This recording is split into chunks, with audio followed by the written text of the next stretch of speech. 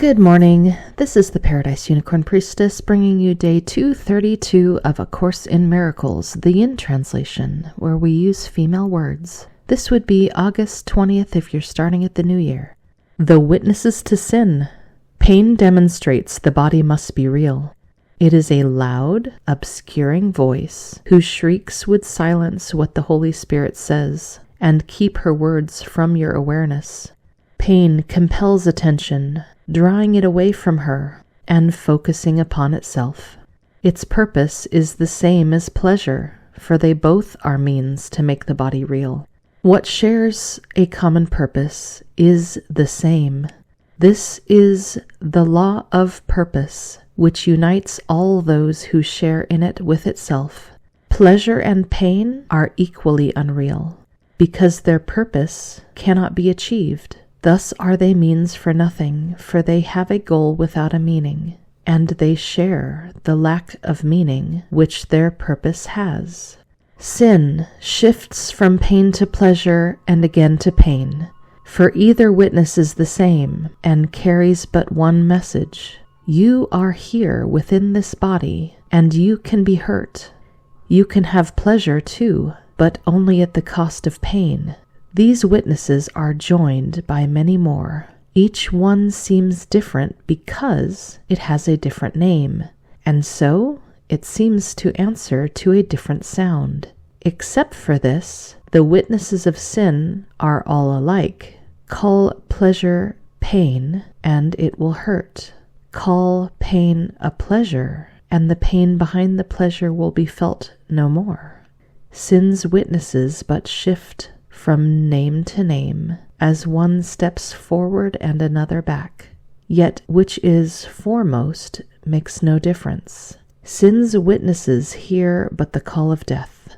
This body, purposeless within itself, holds all your memories and all your hopes.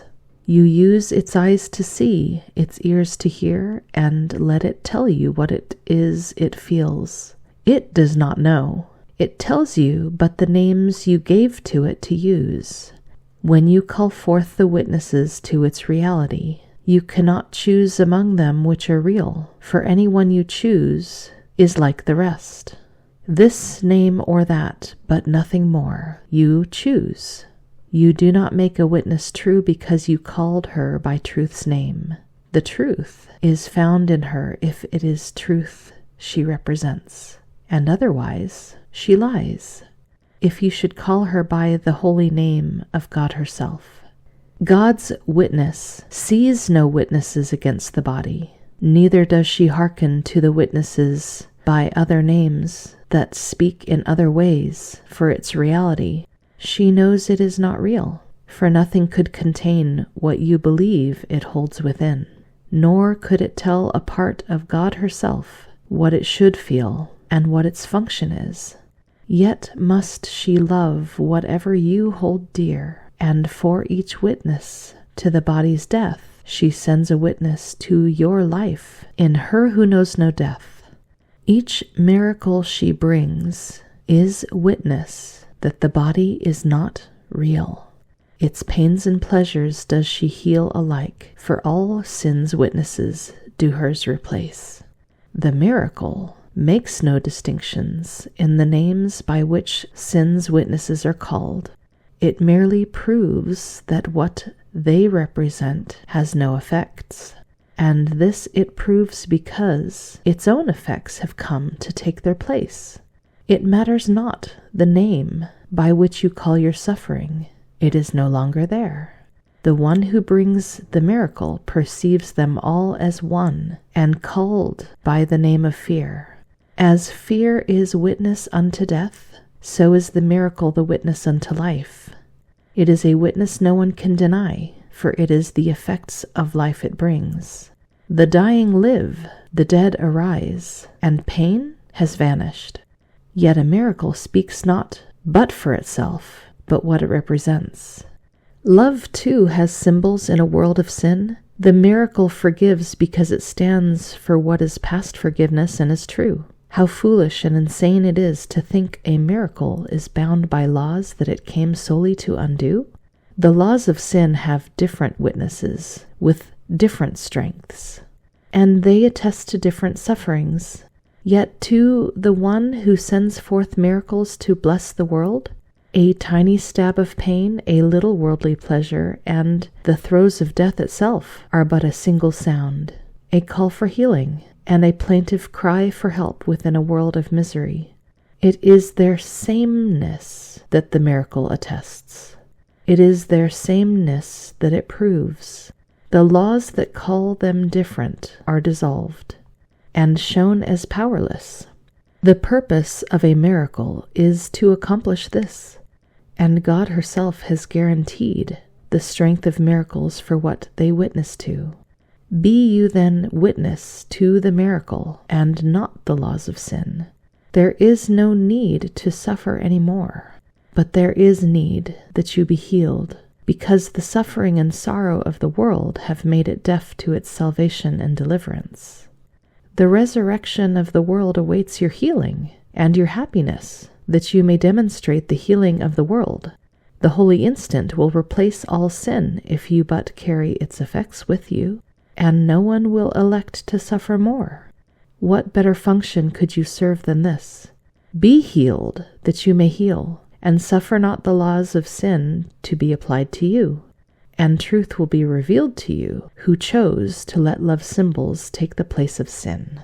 I'm going to be quite honest with you. I find it triggering to be told that pleasure and pain are the same thing, and this is possibly the last big wrestle that I have with A Course in Miracles. I don't know. I have had multiple wrestles with it where I didn't like what it was saying, and then I said, well, okay, I understand now. That is in context of this other thing, and now I understand. For example, I very much didn't like what it said about special relationships. But then it explained how all the things that the ego created that were harmful are turned to good purposes, and the special relationship is replaced with the healed relationship.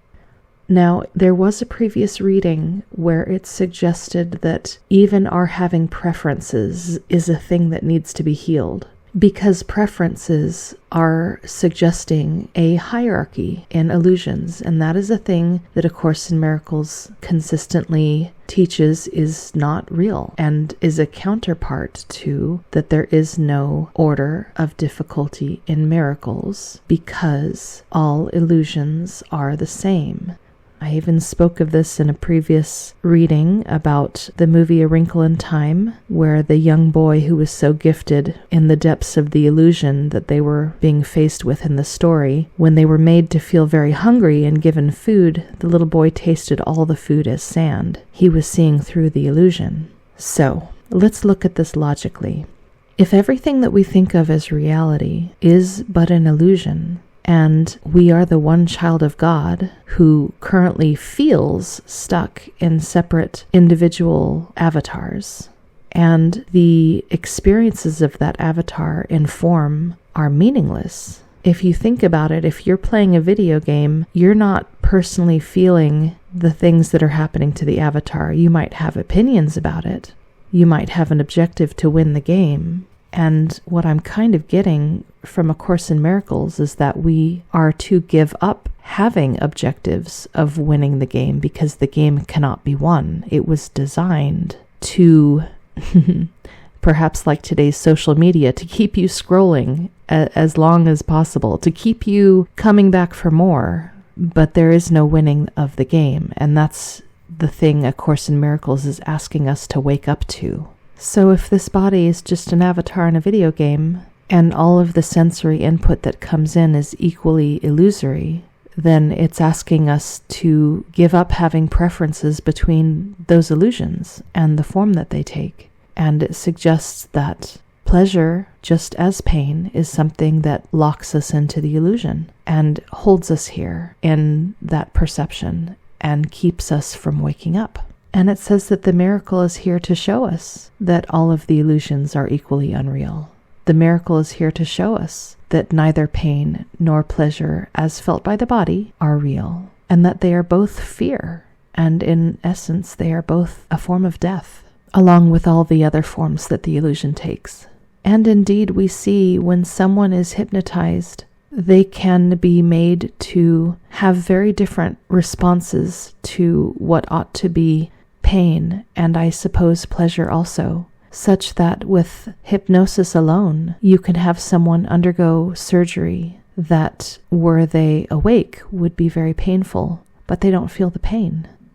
That sensory input has been altered, and it is no longer read as unpleasant, intensely not preferred, let's say. And if we are to think of Buddhism, the Buddha taught that the cause of suffering is the grasping onto some experiences while also pushing away at other experiences, and teaches equanimity, which is to hold all experiences as equal. And so here again we see that A Course in Miracles is very much in harmony with that which has been taught in the East for a very long time. I am certainly one who dislikes pain and suffering in all the forms that it takes, in the sense that pain is the thing that is not wanted. I suppose that's exempting this concept of that some pains are perceived as pleasurable. That, I suppose, is another topic that deals with preference. But when I speak of pain, I mean that which is very, very much not wanted. The miracle, it says, does away with that. But it also suggests that it does away with physical pleasure. Is that something that we are willing to let go of? Do we believe that what we're getting in exchange for it is far better? A Course in Miracles attests that it is, but do we believe that it is so? I have come to trust when A Course in Miracles speaks of its own gentleness, and the gentleness that love is, and that it understands that we are where we are. And where we are right now, we appreciate pleasure and we dislike pain. And I believe that the miracle comes to us in a way that honors that. I believe the miracle comes to us in a way that honors that. Because it says in here also that she must love what we hold dear. And is that not what it means for us to be kind and gentle to another? We pay attention to what their preferences are, and we honor them. We don't fight against them. We don't try to teach them that they're wrong to have the preferences that they have. Love doesn't do that. And so, as long as we have preferences, I believe that A Course in Miracles is telling us that the Holy Spirit will be gentle with us and will honor the preferences that we do have. But that doesn't change the fact that it is asking us to wake up to letting go of preferences, because preference is rooted in illusion, and all is one, and that is the truth that we are being asked to see. So this day I will invite myself to be with this, and dear listener, I invite you to do the same, and be with if this message is hard to hear. I understand. All right, after reviewing the honest, open-ended question, what is salvation, which can be found in today's show notes, we move on to lesson 232. Be in my mind, my mother, throughout the day. Be in my mind, my mother, when I wake, and shine on me throughout the day today. Let every minute be a time in which I dwell with you, and let me not forget my hourly thanksgiving, that you have remained with me, and always will be there to hear my call to you and answer me. As evening comes, let all my thoughts be still of you and of your love, and let me sleep sure of my safety, certain of your care, and happily aware I am your child. This is as every day should be. Today, practice the end of fear. Have faith in her who is your mother. Trust all things to her. Let her reveal all things to you. And be you undismayed, because you are her child. And if I may close this with a phrase spoken by one who passed away and is channeled from beyond the veil. Love, love. Love is the only thing that is real. Therefore, let us love love. And happy practicing.